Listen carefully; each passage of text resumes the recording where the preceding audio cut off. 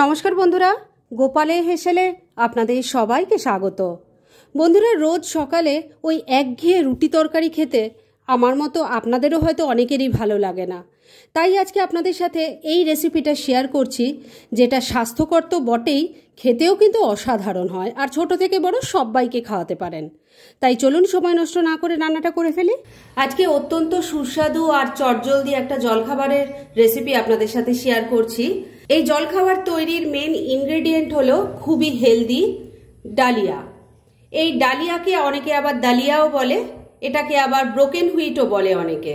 আপনারা কি নামে ডাকেন আমাকে অবশ্যই কমেন্ট করে জানাবেন। এই ডালিয়া দিয়েই আজকের রেসিপিটা আমি তৈরি করব। এখানে আমি মেজারিং কাপের 2 কাপ ডালিয়া নিচ্ছি, আর এটা সমস্ত বড় বড় স্টোরগুলোতেই কিন্তু আপনারা পেয়ে যাবেন। এবার প্রথমেই একটা কড়াই গরম করে ডালিয়াটা ড্রাই রোস্ট করে নেব। মেজারিং কাপের 2 কাপ ডালিয়া দিয়ে দিলাম। এবার ফ্লেমটাকে একটু কমে রেখে এটা ড্রাই রোস্ট করে নিচ্ছি। ডালিয়া ড্রাই রোস্ট করতে কিন্তু খুব বেশি সময় লাগবে না, 2-3 মিনিটের মধ্যেই এটা ড্রাই রোস্ট হয়ে যাবে। মিনিট 3 সময় নিয়ে ডালিয়াটাকে ভালো করে ড্রাই রোস্ট করে নিয়েছি। এর থেকে এখন খুব সুন্দর একটা গম ভাজার যেরকম গন্ধ বেরোয় না, ঠিক সেই রকম গন্ধ বেরোবে। তখনই বুঝবেন এটা ভালো মতো ড্রাই রোস্ট হয়ে গেছে। এবার গ্যাসটা বন্ধ করে দিলাম আর এটাকে আমি নামিয়ে নিচ্ছি। ভালো করে এবার নর্মাল ওয়াটারে ধুয়ে নেব, আর ধোয়ার পর এটাকে আমি ছাঁকনির মধ্যে রেখে দেব যাতে এক্সট্রা জলটা বেরিয়ে যায়। এটাকে কিন্তু জলে ভিজিয়ে রাখার কোনো দরকার নেই। তাহলে এই কাজটা করে নিয়ে তারপর ফিরে আসছি। ড্রাই রোস্ট করা ডালিয়াটা ভালো করে ধুয়ে নিয়ে ছাঁকনির মধ্যে রেখে দিয়েছি। আর এবার একটা কড়াইয়ের মধ্যে অল্প রিফাইন অয়েল দিয়ে গরম করে নিয়েছি। এর মধ্যে এবার একটু চীনা বাদাম দিয়ে দিলাম। ফ্লেমটা একটু কমের দিকে রেখেই এই বাদামটাকে ভাজা ভাজা করে নিচ্ছি। মিনিট 2 সময় নিয়ে বাদামগুলো ভাজা ভাজা করে নিয়েছি। এবার এর মধ্যে একটু কাজু বাদামও দিয়ে দিলাম। এর সাথে দিয়ে দিলাম অল্প একটু কিশমিশ। এবার সবকিছু ভালো করে মিশিয়ে নিয়ে ভাজা ভাজা করে নিচ্ছি। চীনা বাদাম আর কাজু কিশমিশটা ভালো করে ভাজা ভাজা হয়ে গেছে। এবার এটা তুলে রেখে দিচ্ছি। কাজু কিশমিশ আর চীনা বাদামটা ভালো করে ভাজা ভাজা করে তুলে নিয়েছি। এবার যতটুকু তেল আছে তার মধ্যেই বাকি রান্নাটা করব। তবে এই তেলের মধ্যে অল্প একটু ঘি দিয়ে দিচ্ছি, এতে টেস্টও ভালো হবে। আর এখন ডাক্তাররাও কিন্তু অল্প একটু ঘি সপ্তাহে 1 দিন খেতে বলেন। ঘিটা মেল্ট হয়ে গেছে। এবার এর মধ্যে দিয়ে দিচ্ছি অল্প একটু গোটা জিরে, দিয়ে দিচ্ছি 3টে চপ করা কাঁচা লঙ্কা। ঝালটা অবশ্যই নিজেদের টেস্ট অনুযায়ী দেবেন। একটু কারি পাতা দিয়ে দিলাম, নাড়াচাড়া করে নিচ্ছি। ফোড়নটা একটু ভাজা ভাজা হয়ে গেছে। এবার এর মধ্যে আমি কিছু সবজি দেব। প্রথমেই দিয়ে দিচ্ছি একটু আলুর টুকরো। আমি এখানে একটাই আলু নিয়েছি, সেটাকে একবারে ছোট ছোট করে কেটে নিয়েছি। তেলের সাথে ভালো করে মিশিয়ে নিচ্ছি। ডায়াবেটিক পেশেন্টরা যদি এটা খান তাহলে কিন্তু আলুটা স্কিপ করে দেবেন। মিনিট খানেক সময় নিয়ে আলুর টুকরোগুলো তেলের সাথে মিশিয়ে নিয়ে হালকা ভাজা ভাজা করে নিয়েছি। এবার এর মধ্যে দিয়ে দিচ্ছি একটু গাজরের টুকরো। আমি একটাই এখানে বড় সাইজের গাজর নিয়েছি, সেটাকেও ছোট ছোট টুকরো করে কাটা আছে। তেলের সাথে মিশিয়ে নিচ্ছি। গাজরের টুকরোটাকেও আলুর সাথে মিশিয়ে নিয়ে মিনিট খানেক নাড়াচাড়া করে নিয়েছি। এবার এর মধ্যে অল্প নুন দিয়ে দিলাম, ভালো করে মিশিয়ে নিচ্ছি।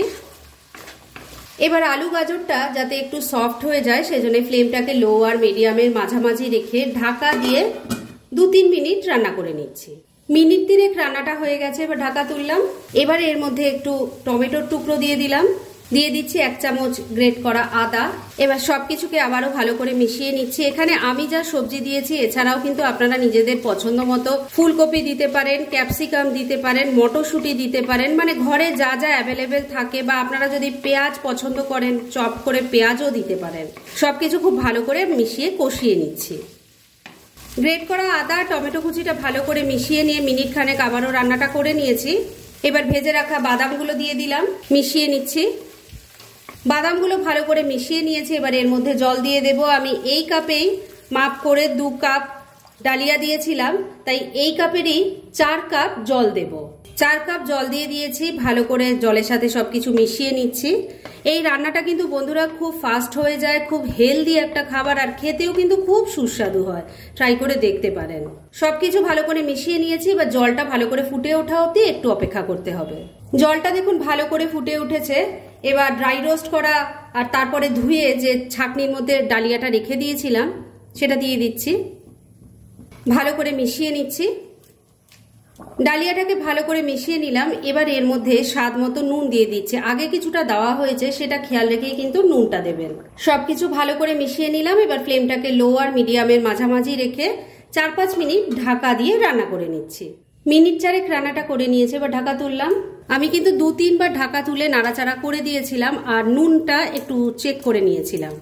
দেখুন এটা কিন্তু এখন সুন্দর রেডি হয়ে গেছে, মানে এটা এখন পরিবেশনের জন্য একদম রেডি। গ্যাসটা এবার বন্ধ করে দিলাম। এবার এটাকে ঢেকে রাখার কোনো দরকার নেই, ডাইরেক্ট সার্ভ করে আমি আপনাদের দেখাচ্ছি। ফ্রেন্ডস, আমার আজকের এই দুর্দান্ত স্বাদের টিফিন রেসিপি একদম রেডি হয়ে গেছে এবং আমি সার্ভ করে দিয়েছি। এটা সকালের জলখাবারের মেনু হিসাবে যেমন রাখতে পারেন, আবার বিকেলবেলাও কিন্তু স্ন্যাক্সের জন্য এটা খুব ভালো যাবে। তাই দেরি না করে পারলে এটা আজই একবার ট্রাই করে ফেলুন, আর তারপর কেমন লাগলো সেটা প্লিজ কমেন্ট করে জানাবেন। এরকম ধরনের অনেক ভালো ভালো নিরামিষ রান্নার রেসিপি আপনারা গোপালের হেসেল সার্চ করলেই পেয়ে যাবেন, যার মধ্যে থেকে কিছু কিছু আমি সাজেস্টেড বক্সেও দিয়ে দেব, সেখান থেকেও আপনারা দেখে নিতে পারেন। তাই গোপালের হেসেল অবশ্যই ভিজিট করুন। আর আপনারা কেমন ধরনের রেসিপি চাইছেন সেটাও কিন্তু আমাকে জানাতে পারেন। আমি চেষ্টা করব সেসব রেসিপিগুলো আপনাদের সাথে শেয়ার করার। আর আমার আজকের এই রেসিপি যদি আপনাদের ভালো লাগে আর ইউজফুল বলে মনে হয়, তাহলে যারা এখনও আমার চ্যানেলটাকে সাবস্ক্রাইব করেননি তারা প্লিজ সাবস্ক্রাইব করুন। তাহলে আজকের মতো এখানেই শেষ করছি। পরদিন আবার এরকমই কোনো ভালো রেসিপি নিয়ে চলে আসবো। আপনারা সবাই খুব ভালো থাকুন, সুস্থ থাকুন।